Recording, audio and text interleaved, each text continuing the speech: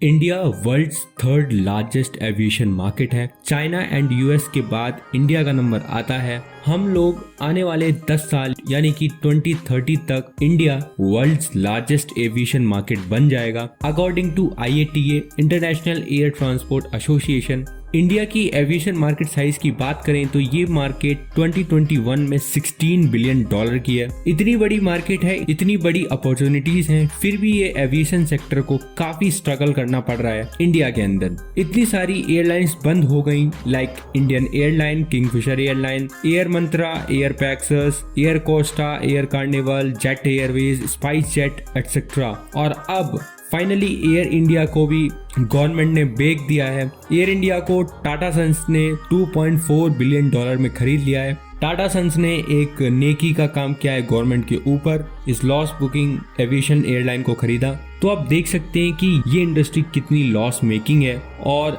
जरा रिपोर्ट से जान लेते हैं। फाइनेंशियल ईयर 2020 से 2021 में भारत में कुल मिलाकर 15,086.3 करोड़ का लॉस बुक किया है एविएशन सेक्टर में, और ये लॉसेस हर साल ग्रो होते जा रहे हैं। फाइनेंशियल ईयर 2019 से 2020 में ये लॉसेस 5,497.20 करोड़ थे। वहीं ये फाइनेंशियल ईयर 2018 से 19 में 6,709.43 करोड़ थे। तो आप देख ही सकते हैं ये इंडस्ट्री कितना कमाल कर रही है लॉस बुक करने में।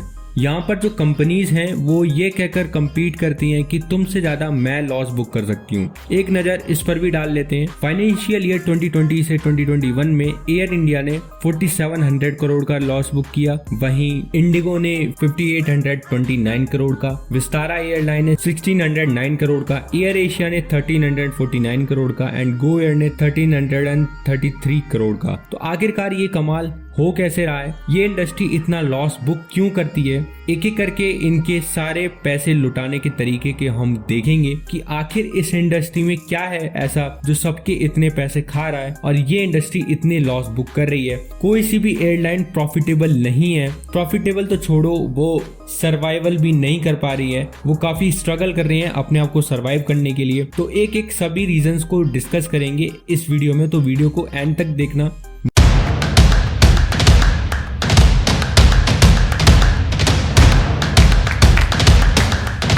नंबर 1 पर है राइजिंग फ्यूल प्राइसेस। इस देश का हमेशा का एक रोना रहा है तेल के दाम। एयरलाइंस में जो फ्यूल यूज होता है वो होता है एयरलाइन टरबाइन फ्यूल। वो बेसिकली अनरेगुलेटेड है। जो भी फ्यूल की कॉस्ट होगी, जो भी गवर्नमेंट फ्यूल का कॉस्ट देगी, वो एयरलाइंस को बाय करना ही पड़ेगा। एंड जैसा कि हम जानते हैं फ्यूल की कॉस्ट का जिम्मेदार ग्लोबल क्रूड ऑयल प्राइसेस होते हैं और वो चेंजेस होते रहते हैं, जिसका असर फ्यूल्स के प्राइसेस पर देखने को मिलता है एंड एयरलाइंस के फ्यूल प्राइसेस भी बढ़ते रहते हैं। ऑल्सो इंडिया में फ्यूल काफी हैविली टैक्स्ड है। अलग अलग कस्टम ड्यूटी लगती है। सेंट्रल गवर्नमेंट अलग लगाती है, स्टेट गवर्नमेंट अलग लगाती है। तो यहाँ पर काफी ज्यादा टैक्स देखने को मिल जाता है। और दिक्कत यहाँ पर है कि फ्यूल की कॉस्ट को आप कंज्यूमर पर ट्रांसफर नहीं कर सकते, तो जो भी कॉस्ट होगी वो आपको अपनी जेब से ही भरनी पड़ेगी। दूसरा है रुपी डिप्रिशिएशन कॉस्ट। रुपी डिप्रिशिएशन कॉस्ट में क्या होता है? रुपी का डॉलर के मुकाबले मजबूत होना या गिरना एक ऑल्सो बिग रीजन है लॉस बुकिंग करने का, क्योंकि यहाँ पर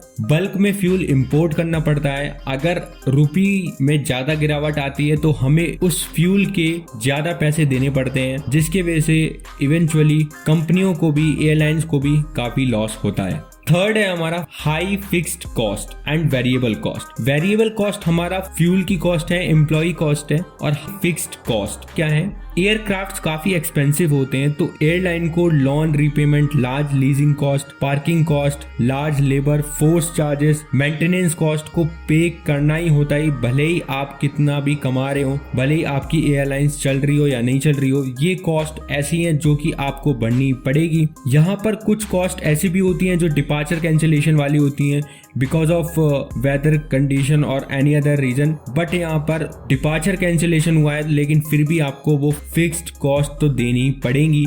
नंबर 4 है lack of pricing power. 80% of Indian aviation market predominantly low cost airline market है। अब तो मोदी जी भी बोलने लगे हैं कि हवाई चप्पल वाला भी हवाई जहाज में बैठेगा, तो कंपटीशन ज्यादा होने की वजह से फ्यूअर सर्विस वाली एयरलाइन को प्रेफर कर लेते हैं in comparison too expensive one. यहाँ पर ब्रांड लॉयल्टी नहीं है, जो कम प्राइस में टिकट ऑफर करेगा कस्टमर वहीं पर ही जाएगा। सच बात तो ये है कि लोगों को ये प्राइसेस भी हाई लगते हैं, बट उस सर्विसेज और उनके रेंट के हिसाब से ये काफी कम है। एयरलाइन को बेटर स्ट्रेटेजी बनानी चाहिए प्राइसिंग पॉइंट ऑफ व्यू के हिसाब से, ताकि लोगों को भी ज्यादा पे ना करना पड़े और एयरलाइंस भी एक सही अमाउंट चार्ज कर पाए। फोर्थ है हमारा एक्सोजीनियस इवेंट्स। एयरलाइन इंडस्ट्री में काफी एक्सोजीनियस इवेंट्स होते रहते हैं, such as terrorism, political instabilities, natural disaster. इनसे भी एयरलाइन ऑपरेशन और पैसेंजर डिमांड पर फर्क पड़ता है, जिसका खामियाजा एयरलाइन की जेब पर भी पड़ता है। तो this is also big reason. And the fifth one is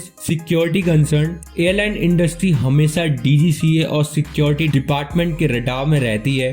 huge cost और ऑपरेशनल हेडेक होता है। हर एक डिपार्चर से पहले हमें एक ऐसी टेक्नोलॉजी बिल्ड करनी चाहिए जिससे सेफ्टी भी इंश्योर हो, इससे बेटर तरीके से, और कॉस्ट भी हम काफी बचा सके। So this is also one more reason. इतना सारा कर्ज, स्ट्रगल, कंपटीशन होने के बावजूद इस इंडस्ट्री में बहुत दम है। फ्यूचर काफी ब्राइट है।